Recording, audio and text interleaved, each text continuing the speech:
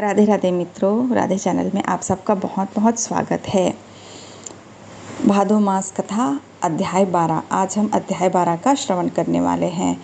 प्रेम से बोलिए श्री गणेशाय नमः, श्री कृष्णाय नमः। आरंभ। भाद्रपद मास में सुनाई जाने वाली यह कथा पुण्यदायी मानी जाती है।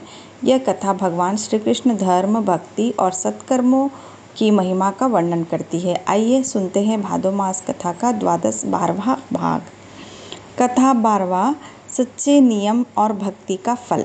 ये इसका हम शीर्षक मान सकते हैं। एक समय की बात है, एक नगर में एक निर्धन ब्राह्मण अपने परिवार के साथ रहता था। वह प्रतिदिन भगवान विष्णु का नाम जपता और भाद्रपद मास में व्रत रखकर कथा श्रवण करता था। उसके पास धन ना था, परंतु श्रद्धा और विश्वास अपार था। उस ब्राह्मण की पत्नी भी बहुत धर्मपरायण थी। दोनों पति पत्नी भाद्र मास में हर दिन उपवास करते, तुलसी जल अर्पण करते और संध्या समय दीप जलाकर भगवान विष्णु की आरती करते। किंतु एक दिन नगर में सूखा पड़ गया। अन्न और जल की भारी कमी हो गई।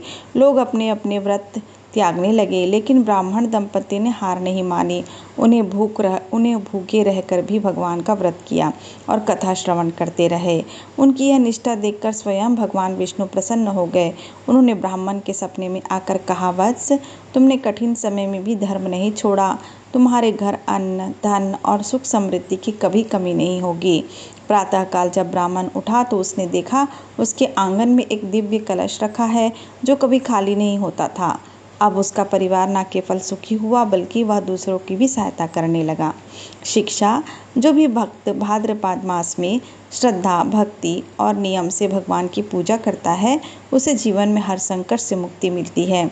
सच्ची आस्था और नियम का पालन ही सबसे बड़ा धन है। व्रत के नियम। इस दिन विष्णु सहस्त्र का नाम का पाठ करें, निर्धनों को अन्नदान दें, तुलसी पत्र में भगवान को पूजे और दीपक जलाए, ओम नमो भगवते वासुदेवाय का जप करें। तो ये थी भाद्रपद मास की कथा अध्याय 12 का श्रवण। अगले अध्याय में हम फिर से कथा का श्रवण करने मिलेंगे। तब तक के लिए राधे राधे।